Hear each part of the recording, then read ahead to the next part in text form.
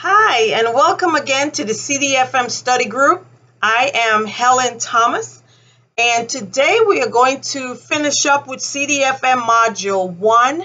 We're going to cover competency area number 4, which is management responsibility for internal control. And understanding that internal control are those procedures, measures, standard operating processes that we put in place to prevent fraud, waste, and abuse, but we also want to put those checks and balances into place to ensure that we receive the intended result.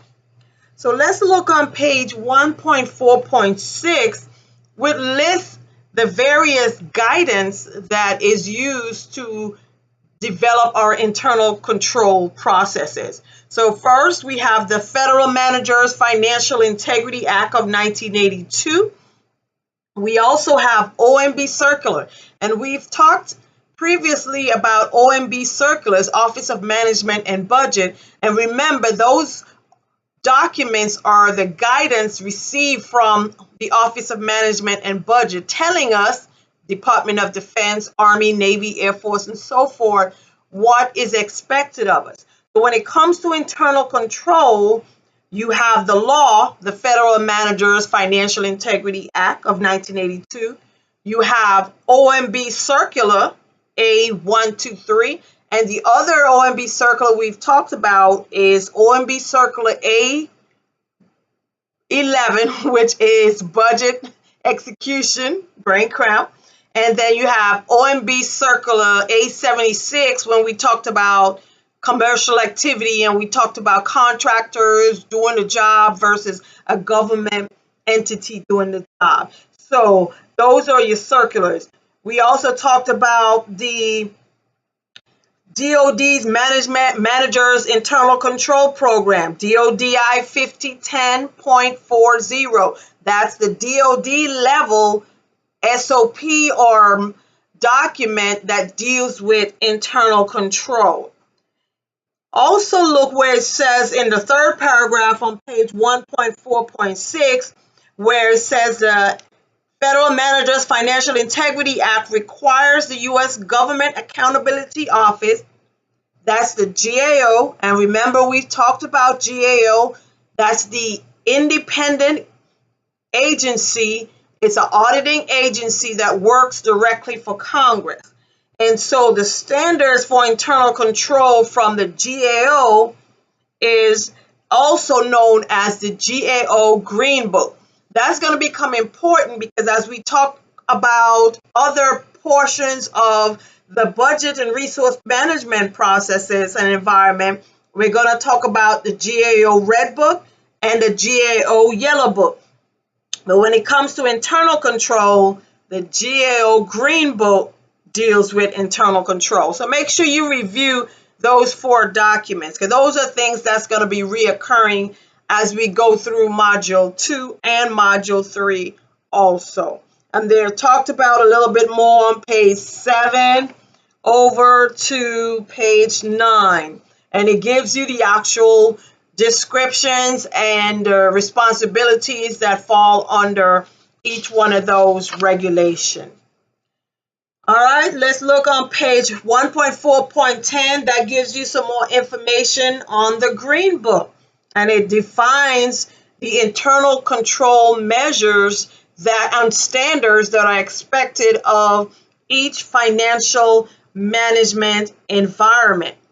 And on page 1.4.11, you have the GAO basic standards. And if you look, you see the acronym is CRIME, C-R-I-M-E. C being control environment. R, risk assessment. I, information and communications. M, monitoring. And E, existing control measures or control activities. So now we're going to look at each one of the GAO basic standards and kind of see what's the difference, because that's what you're going to have to understand here as you're studying is what's the difference between each of the standards. So learn the acronym CRIME. And so the first one, the C stands for control environment. And what it says that management and employees should establish and maintain the environment throughout the organization that sets that positive attitude for people to follow the procedures, for us to be conscientious in the decisions that we make, to ensure that we are actually adhering to the internal control measures. Positive control environment, meaning supportive of management, supervisors. Risk assessment, we've done that before, where we have to understand that whatever decision that we make, even financial decisions, is we have to think about the risk associated with those decisions. So if you're going to make a purchase, you also have to look at the effects, the cost and your benefit. Then you have to look at the benefits and the cost reduction, the risk assessment associated with making that decision. Information and communication on 1.4.12 is just making sure that you don't just set up policies and procedures. You need to communicate them with everyone within the organization. So you make sure that they all have the right information, the updated policies, SOPs, regulations, all of that good stuff that we are responsible for learning. And the most important step of this GAO standard for internal control is the monitoring. Monitoring is checking. You establish all these procedures, but the monitoring phase is what is necessary to go and ensure that those procedures are being followed. Because again, what management does not check, times out of one time, two times, most likely people are not adhering to those policies and procedures. So you have to check monitoring. And then existing control activities. What other policies, what other procedures can we tie into that's already existing to help to ensure that internal control measures, those checks and those balances are still in place. So when it comes to internal control deficiencies, there's really two types, because we have our processes and we also have our financial data that we produce. So the general internal control deficiencies are on page 1.4.15, and it talks about you have a reportable condition versus a material weakness. So let's look at the definition of reportable condition, because we need to understand the differences. So reportable condition is a control deficiency or a combination of control deficiencies that in management's judgment represent significant deficiencies in the design or operation of internal control that could adversely affect the organization's ability to meet its internal control objectives.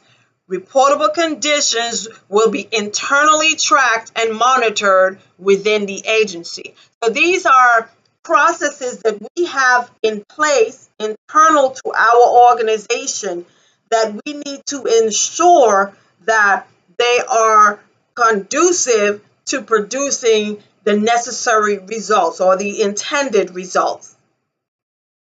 So you can say reportable condition are those baselines that the manager sets to say these are things, kind of like when you have a commander serious incident report, there's a list of things that the commander says, if any one of these things happen, then I need to be notified.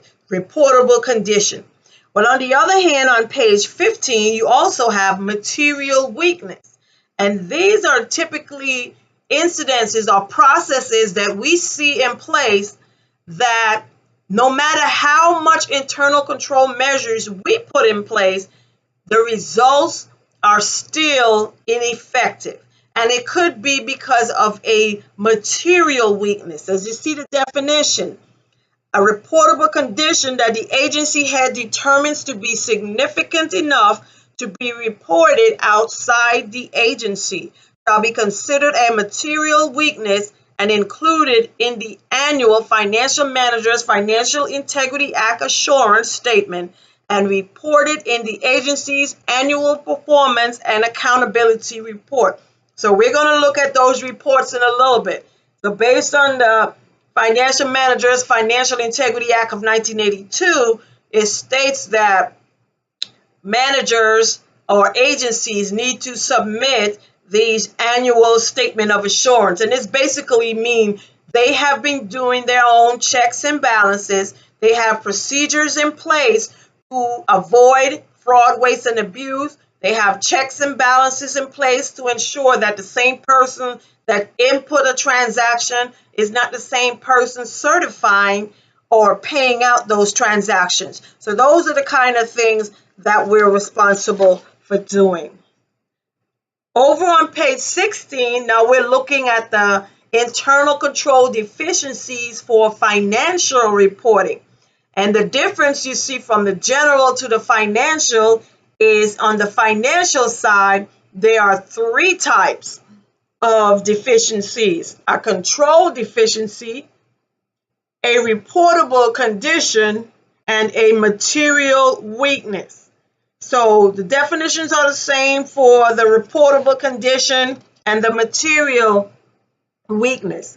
So a control deficiency, which is a part of reportable, exists when the design or operation of a control does not allow management or the employees in the normal course of performing their assigned functions to prevent or detect misstatements on a timely basis. So it's a control deficiency.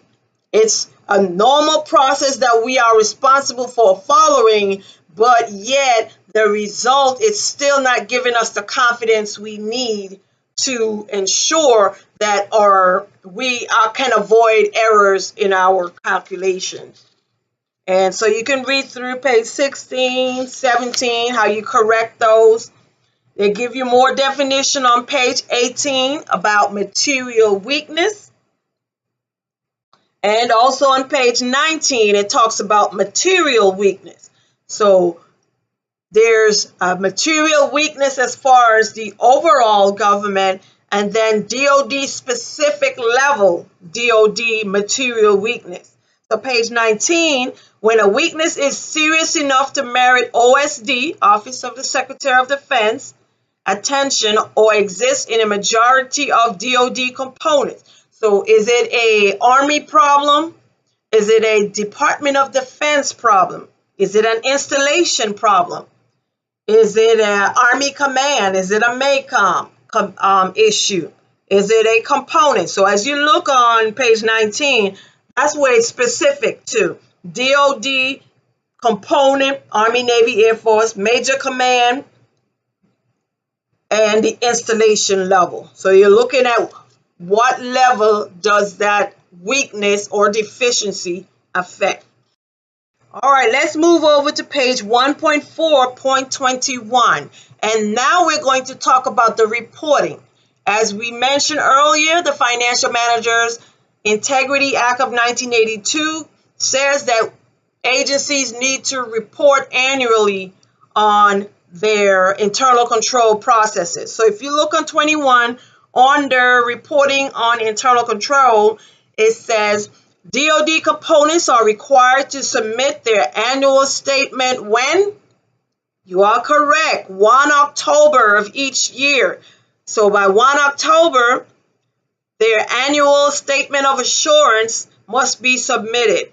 And it states, the DOD is responsible for submitting its annual statement of assurance as part of its annual financial report to OMB by 15 November. So 15 November, so the components, that's us, DOD components, Army, Navy, Air Force, we have to submit our annual statement to the DOD. Then the DOD has to submit its financial report to Office of Management and Budget by the 15th of November. So the DOD includes the assurance statements listed below. And we're going to look at the statements. Go down to where it says statements of assurance. So these are the three findings that head of the agency can report on that annual statement. So again, Component to DOD is 1 October. DOD to OMB is 15 November.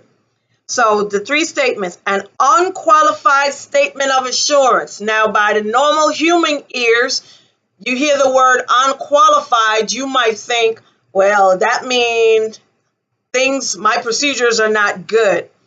But unqualified statement of assurance in this instance means you have no material weakness.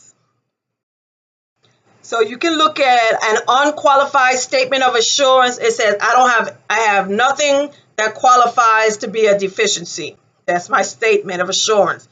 The second one is a qualified statement of assurance. It's qualified. It means considering the exceptions explicitly noted, one or more material weaknesses are reported, meaning I have some. So it does qualify as a deficiency.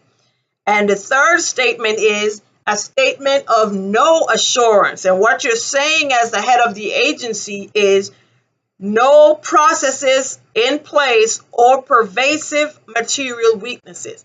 We don't have any processes in place, so we have no assurance, or we have pervasive material weaknesses, meaning what we talked about of the reportable condition or the material weakness is not anything on our part, but because of the way the processes are currently established that we have no control of, there's still a weakness. So those are the three. And if you look over on page 1.4.23, you see the four elements, or we're looking now at the packet that goes in that annual report. So remember, we talked about the regulations. So take a look back on page 22. They're talking about the DOD instruction. So OMB, we get OMB circulars. From the Department of Defense, or DOD, we get DOD instructions, DODI. The DOD instruction dealing with internal control, that's going back to the beginning when we started, is DODI 5010.40. So you can read that on page 22. Back on page 23, that report has a cover memorandum that has those statements we talked about: unqualified, qualified, a negative statement, a description of how that evaluation was conducted. It's number 2. Number 3, a statement about uncorrected material weakness. So we have a statement about material weakness we collected in 4, and in 3, if it was something that we couldn't correct, then we have that in number 3. So that's all, the whole packet of that internal control. So going back on the cover memorandum on page 23, an unqualified statement of assurance says, I have responsibility and I am responsible. I have reasonable assurance that all the measures I have in place will provide the necessary evaluation, the necessary steps to prevent fraud, waste, and abuse. The second one, a qualified statement of assurance. I have reasonable assurance that except for this material weakness. So remember, with the second one, we did find a few weaknesses or flaws in the process. And so except for that, we still have a reasonable assurance. The third one, our negative statement, says I do not have reasonable assurance. The basis for this position should be documented. Because again, if you're the manager and the supervisor and you have all these measures in place and you're going to report that you have a negative statement, then you need to explain why that is so. So the whole report for internal control on page 1.4.23, which explains the cover letter, the description of the evaluation, the material weaknesses that were not corrected, and those that were corrected. So the bottom line benefits of internal control is listed on page 1.4.24. Makes sense, right? Prevent and detect errors. Are there errors in our financial systems? Or just what they say, garbage in is garbage out. So whatever we're putting in, we're going to get out the results. So we need to be able to detect if there are issues with our general processes and also with our financial system, because that helps us to avoid fraud. It helps us to improve our business practices, the way how we operate business. So on page 25 on to 28, it has various internal control terminologies that we need to be familiar with. So make sure that you read through all of those. And we've talked briefly about each one.